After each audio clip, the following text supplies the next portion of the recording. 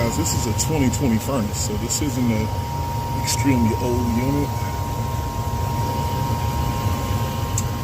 And this is the rollout that I had to reset.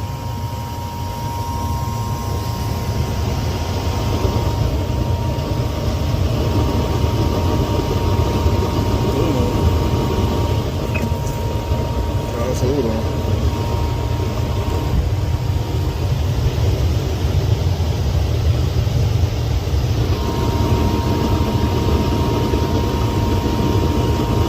It's like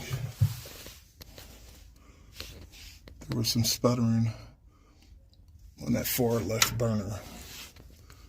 What I'm going to do is let me pull this burner assembly out. I want to take a look at something. I'll be